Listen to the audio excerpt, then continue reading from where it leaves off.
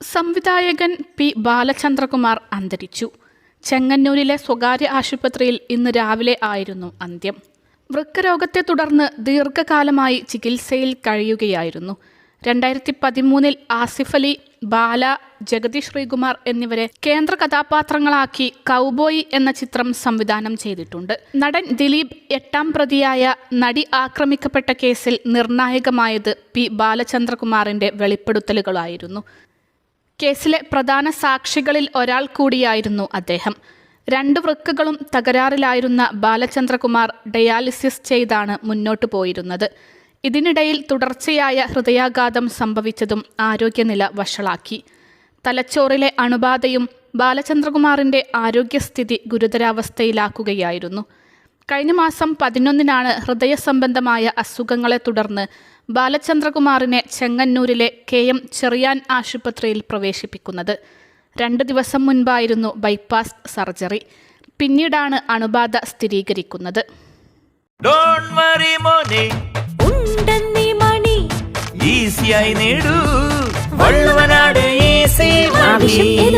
പണം ഞങ്ങൾ തരും. രോഗം അലട്ടുമ്പോഴും നടിയെ ആക്രമിച്ച കേസിലെ വിചാരണക്കായി അദ്ദേഹം കോടതിയിൽ ഹാജരായിരുന്നു. നടി ആക്രമിച്ച കേസിലെ അന്വേഷണത്തിൽ വഴിത്തിരിവായത് ബാലചന്ദ്രകുമാർ നടത്തിയ വെളിപ്പെടുത്തലുകളാണ്.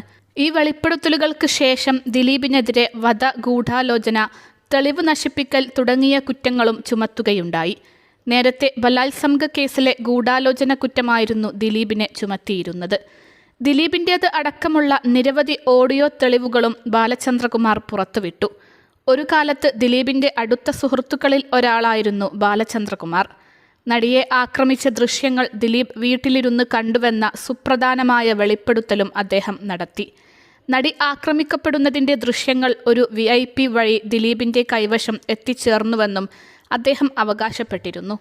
2015 ദിലീപിനെ നായകനാക്കി പിക് പോക്കറ്റ് എന്ന ചിത്രം ബാലചന്ദ്രകുമാർ പ്രഖ്യാപിച്ചിരുന്നു. ആ സമയത്താണ് ദിലീപും ബാലചന്ദ്രകുമാറും അടുക്കുന്നത്. ദിലീപിൻ്റെ വീട്ടിലെ നിത്യസന്ദർശകരിൽ ഒരാൾ കൂടിയായിരുന്നു അദ്ദേഹം. എന്നാൽ 2017 ചിത്രം ഉപേക്ഷിക്കുകയായിരുന്നു. സിനിമയ്ക്കായി ദിലീപ് തനിക്ക് പണം തന്നിട്ടില്ലെന്നും സിനിമ താനാണ് വേണ്ടെന്ന് വെച്ചതെന്നുമായിരുന്നു ബാലചന്ദ്രകുമാർ പിന്നീട് വ്യക്തമാക്കിയത്.